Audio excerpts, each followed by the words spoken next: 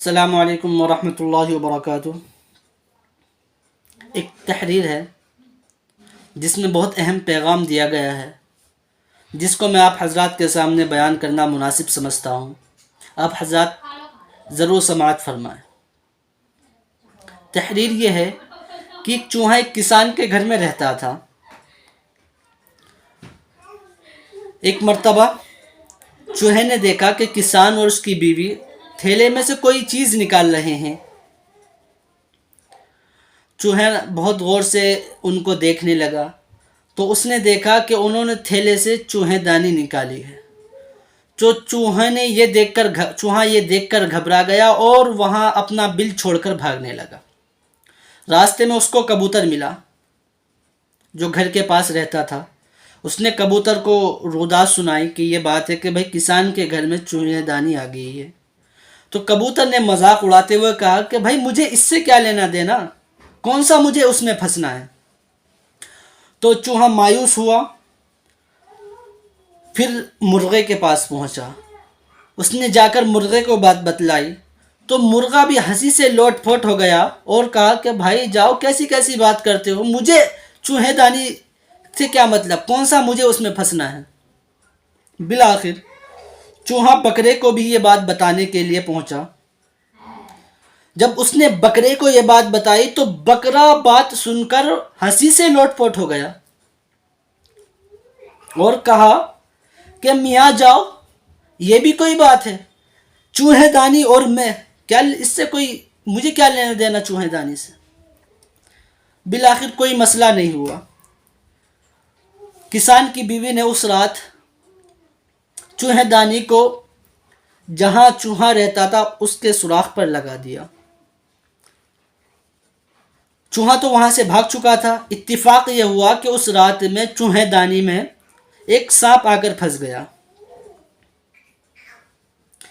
تو کسان کی بیوی نے سوچا چوہا پھنس چکا ہے، تو اس نے ہاتھ ڈال کر سوچا کہ چوہے کی پونچھ پکڑ کر باہر نکال لوں گی، لیکن وہ سانپ تھا، تو جیسے اس نے سانپ کی پونچھ پکڑی تو سانپ نے اس کو ڈس لیا۔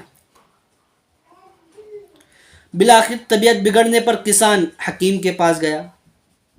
حکیم کو روداد بتلائی تو حکیم نے کہا کہ اس کو کبوتر کا شوربہ پلایا جائے۔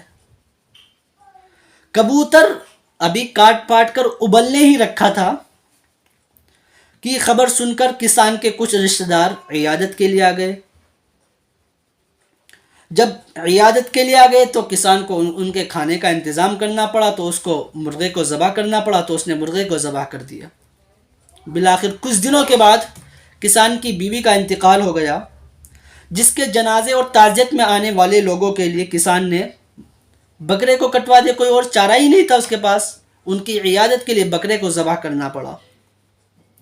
چوہا تو وہاں موجود نہیں تھا، وہ تو پہلے ہی دور جا چکا تھا۔ لہٰذا یہ تو ایک کہانی تھی، اب اس کا جو ماحصل نکلا ہے وہ آپ لوگ سماعت فرما لیجئے گا۔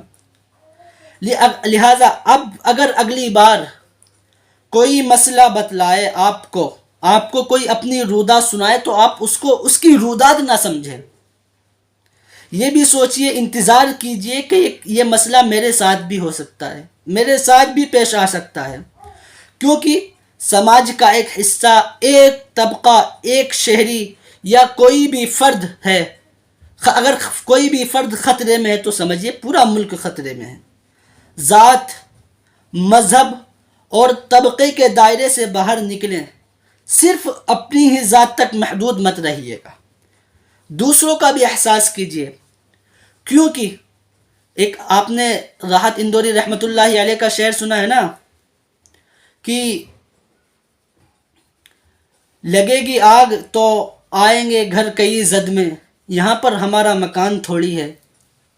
ہم ایک دوسرے کی روداد سنتے ہیں لیکن یہ سوچتے ہیں کہ مسئلہ اس کا ہے، وہ جانے، ہمیں اس سے کوئی مطلب نہیں۔ یاد رکھیے کل اس کے ساتھ، آج اس کے ساتھ ہوا ہے تو کل ہمارے ساتھ بھی ہو سکتا ہے۔ اگر ہم ایک دوسرے کے غم میں شریک رہیں گے، ایک دوسرے کے دکھ میں، مصیبت میں ساتھ رہیں گے، تو یاد رکھنا ہم اتحاد و اتفاق کے ساتھ رہیں گے تو کوئی بھی ہمارا کچھ بگاڑ نہیں سکتا۔ اگر ہمارے اندر ہی اتحاد و اتفاق نہیں رہا ہمارے اندر یہ اختلاف پیدا ہو گیا تو یاد رکھنا باری سب کی آتی ہے. آج کسی کی باری ہے، کل کسی کی باری ہو، ایک نہ ایک دن ہماری بھی باری آئے گی. تو اس تحریر کو بتلانے کا مقصد یہی تھا.